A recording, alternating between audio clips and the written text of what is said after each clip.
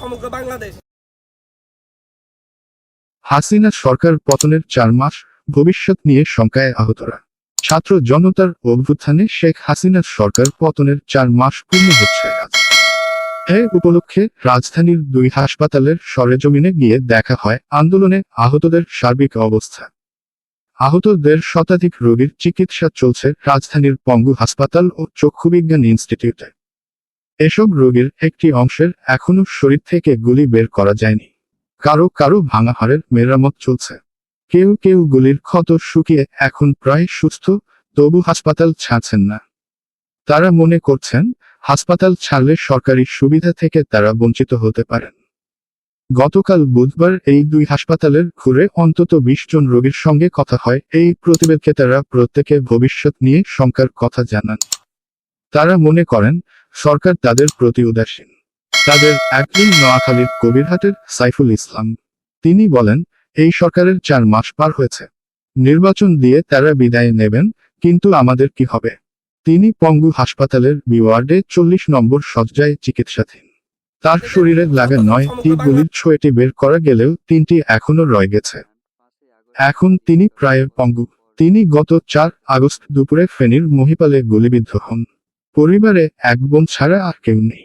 সাইফুল জানান, শরীর থেকে গুলি বের করলে তিনি মারা যেতে পারেন, এমন আশঙ্কা থেকে অপারেশন হচ্ছে না তার। সাইফুলের পাশের শয্যায় ভর্তি শিক্ষার্থী আব্দুল্লাহ আহমদের ভাষ্য হল, হাসপাতালের বিনামূল্যে চিকিৎসার বাইরে তাদের নিয়ে কোনো ভাবনা সরকারের নেই। এ সময় পাশের শয্যা থেকে উঠে এসে নেসার উদ্দিন এমিলি বলেন, আমি তো পঙ্গু। আমার 2 সন্তানের দায়িত্ব কে নেবে?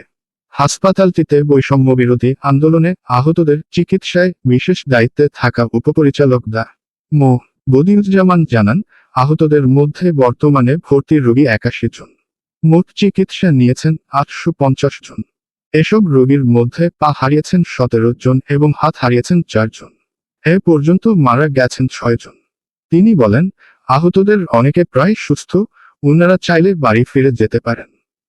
কিন্তু উনারা কোনো কারণে হয়তো যেতে চাচ্ছেন না। এর বাইরে যারা ভর্তি তাদের একাধিক অপারেশন প্রয়োজন। কারো কারো হাড় জোড়া লাগানোর কাজ চলছে। এতে 6 মাস থেকে 1 বছর লাগতে পারে। তাদের হাসপাতালে থাকা জরুরি নয়। দৃষ্টিহারা 6 শতাধিক ছাত্র জনতার আন্দোলনে দেশের বিভিন্ন স্থানে ছড়া গুলিতে 622 জনের চোখ নষ্ট হয়েছে। এর মধ্যে 39 জন 2 চোখেরই দৃষ্টিশক্তি হারিয়েছেন। 1 চোখ নষ্ট হয়েছে 582 জনের। এছাড়া 19 জনের 2 চোখে এবং 47 জনের 1 চোখে গুরুতর দৃষ্টিস্বল্পতা দেখা দিয়েছে। রাজধানীর আগারগাঁওয়ে অবস্থিত জাতীয় চক্ষুবিজ্ঞান ইনস্টিটিউট ও হাসপাতাল থেকে এই তথ্য পাওয়া গেছে। এখানকার কর্তৃপক্ষের দেওয়া তথ্য অনুযায়ী 17 জুলাই থেকে গতকাল 4 ডিসেম্বর পর্যন্ত চোখে আঘাতপ্রাপ্ত রোগীর সংখ্যা 1074। এর মধ্যে ওই হাসপাতালের 683 জন, ঢাকা সম্মিলিত সামরিক হাসপাতালের সিএমএইচ 137 জন, Chittagong eye infirmary and training কমপ্লেক্সে 14 জন, ইস্পাহানী ইসলামিয়া আই ইনস্টিটিউট ও হাসপাতালের 122 জন, ঢাকা মেডিকেল কলেজ হাসপাতালের 77 জন এবং বিএসএমএমইউ 38 জনকে ভর্তি হতে হয়েছিল। এখানে চিকিৎসা নেওয়া রোগীদের মধ্যে জরুরি অপারেশন করতে হয়েছে 504 জনকে। পরবর্তী সময়ে রেটিনা সার্জারি সম্পন্ন হয়েছে 249 জনের। হাসপাতালটিতে বর্তমানে ভর্তি 61 জন, যাদের বড় অংশই 1 চোখের দৃষ্টিস্বল্পতায় ভুগছেন। গতকাল দুপুর 1টায় হাসপাতালটিতে গিয়ে দেখা যায়, আহত ব্যক্তিদের চিকিৎসা দেওয়া হচ্ছে 5ম তলায় বিশেষায়িত একটি ওয়ার্ডে। এদের একজন আজাহার, পেশায় রিকশা চালক। গত 4 আগস্ট মোহাম্মদপুরে তিনি পুলিশের ছড়া গুলিতে আহত হন। তার 2 চোখে একাধিক অস্ত্রোপচার করা হয়েছে। বাঁ চোখের সামনে 1 ফুটের মধ্যে হাতের নড়াচড়া আন্দাজ করতে পারলে ডান চোখে পুরোপুরি ঝাপসা দেখেন বলে জানান তিনি। তার পাশে রবিবাহানের গ্রামের মারি নেত্রকোনার মোহনগঞ্জ। অভাবের কারণে পড়াশোনা এইচএসসিতে থেমে যায়। কিছুদিন হয় ঢাকার একটি কোম্পানির মার্কেটিং বিভাগে কাজে যোগ দেন। গেল আন্দোলনের ছড়া গুলিতে তার 1 চোখের অবস্থা খুবই খারাপ। আলো আছে, তবে স্পষ্ট কিছু দেখতে পান না। হাসপাতালটির পরিচালক অধ্যাপক ডা. খায়ের আহমেদ চৌধুরী কালের কণ্ঠকে বলেন, এখন বহির্বিভাগে প্রতিদিন 10 থেকে 25 জন চিকিৎসার জন্য আসেন। যারা ভর্তি আছেন তারা রেটিনায় আঘাতপ্রাপ্ত।